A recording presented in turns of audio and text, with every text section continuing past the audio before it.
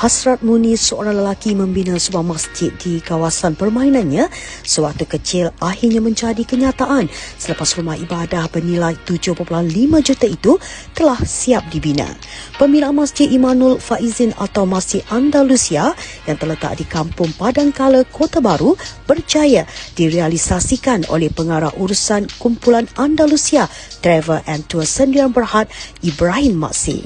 Reka bentuk yang berinspirasikan Masjid Sheikh Zayed di Abu Dhabi itu mengambil masa selama 5 tahun untuk disiapkan. Menurut Timbalan Pengerusi Masjid Imanul Faizin, Nik Saiful Adli Burhan, tapak masjid ini merupakan kawasan permainan pemiliknya semasa kanak-kanak sekaligus meninggalkan banyak memori indah kepada Ibrahim. Bertitik tolak dari situlah Ibrahim berazam untuk membina sebuah masjid menggunakan wang miliknya sendiri. Masjid ini berjaya dibuka kepada orang ramai bermula 1 Ramadan lalu. Malah lebih bermakna lagi apabila 2,000 jemaah hadir menunaikan solat sunat tarawih pada hari pertama pembukaan. Untuk menyiapkan masjid ini, barangan pembinaan diterbangkan khas dari beberapa buah negara seperti Indonesia, Oman, Turki, Mesir, Madinah, Mekah dan beberapa negara lain. Ketelitian menjadi keutamaan dalam pembinaan Masjid Imanul Faizin apabila pintu gerbang diubah sebanyak 21 kali bagi memastikan seni binanya tepat sebagaimana reka bentuk asal. Ibrahim yang mentap di Kuala Lumpur hanya memberikan gambar dari berbagai sudut Masjid Sheikh Zayed kepada tukang untuk dijadikan sebagai panduan bagi memastikan binaannya sempurna. Ibrahim amat menitik beratkan reka bentuk setiap inci binaan termasuk kubah, tiang maupun pintu gerbang masjid agar secara luaran ia menyamai Masjid Sheikh Zayed. Sebagai contoh, lantai masjid adalah marmar yang sama digunakan di Masjidil Haram. Apabila di siang hari, lantai ini tidak panas.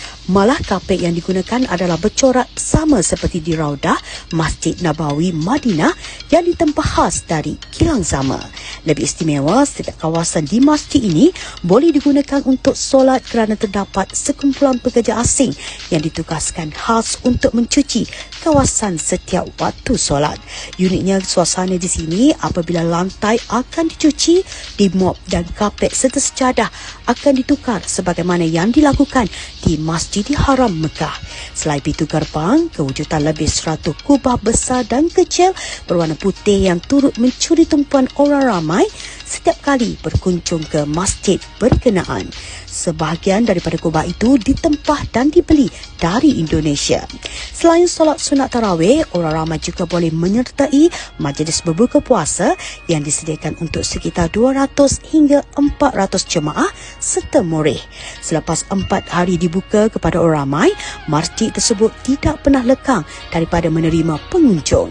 Pengunjung serta jemaah datang dari pelbagai kawasan seperti Pasir Mas, Pasir Putih, Macang dan paling jauh setakat ini dari Besut, Terengganu. Masjid ni ambil masa 5 tahun. Lebih 5 tahun nak boleh siap.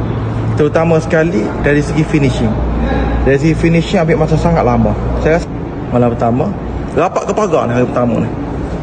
Lepas tu hari kedua test sikit dah 1,000 lebih. Hari ketiga start viral balik. Katanya tu email sedap, baca pendek. Jadi laju ramai balik orang mari. Jadi malam ni pun still siapa keluar.